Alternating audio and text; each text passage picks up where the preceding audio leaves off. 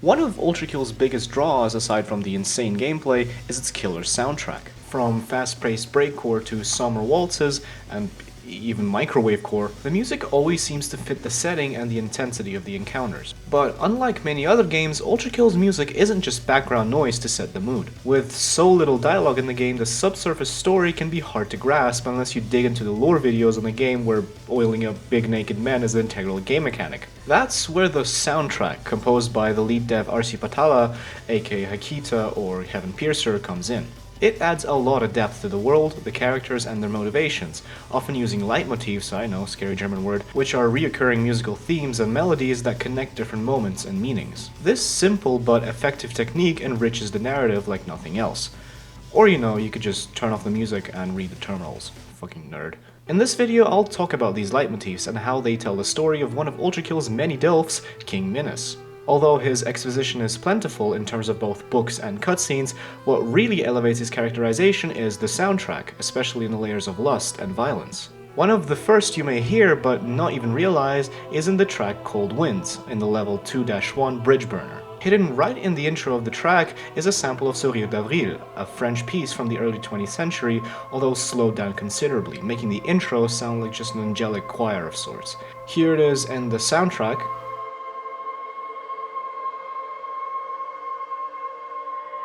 and here it is sped up.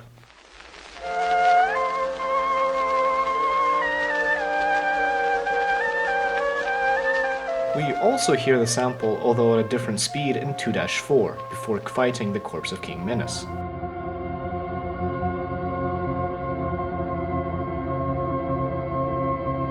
And finally, the normal speed version can be heard upon entering the first Prime Sanctum, although it does get distorted the lower you go.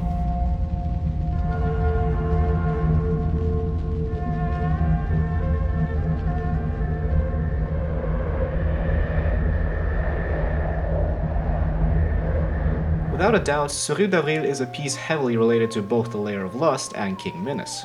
In my opinion, it's a subtle symbolism of the Lust Renaissance, a period where King Minos reformed a layer to be a prospering megacity, now laying in shambles after Gabriel's arrival. The original song sounds very enthusiastic and warm, probably what the Renaissance was to the sinners, and its heavily slowed down appearance in Lust to introduce the desolate city is kind of a depressing reminder of what the layer once was. Of course, the least distorted version of the song is heard in the Prime Sanctum, where Minos' idea still lives on, showing just how literally close to the soul this idea was to him. Next, probably the most well-known leitmotif is Requiem. In Death at 20,000 Volts, we get to enter the desolate streets of Lust to do our thing. Here's the part with the leitmotif.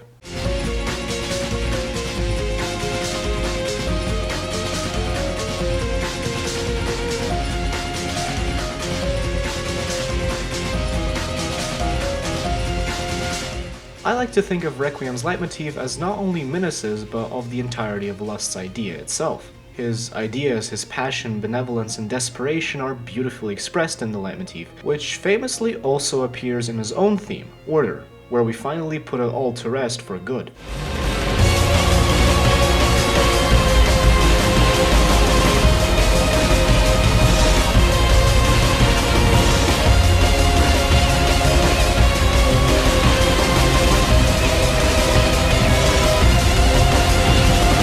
Also, this may be a stretch, but a leitmotif in 7-1, The World Looks Red, is eerily similar to the main part of Order, King Minos' theme.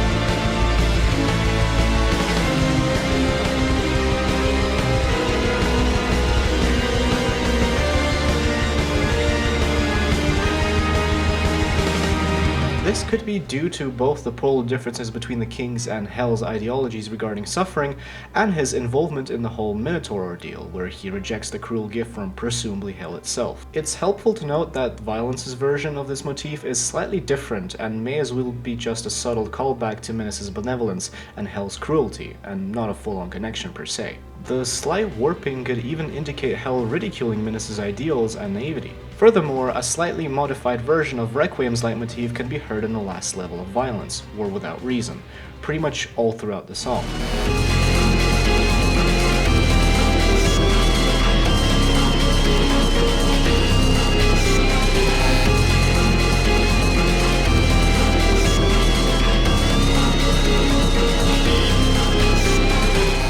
And just like that, through several songs and leitmotifs, King Minos is characterized way better than any dialogue or terminal entry could ever do. His passion for his idea of a prosperous lust slayer and the subsequent determination to stay pacifist even in the face of certain death before Gabriel, just to protect it, is something very beautifully projected through the King's and his layer's various themes and leitmotifs. What other characters do you notice that were well characterized through their soundtrack? Let me know down in the comments below. And as always, this was Cold Brew. Thank you so much for watching. Be sure to like and subscribe if you want to see more content like this, and I'll see you guys around. Ciao!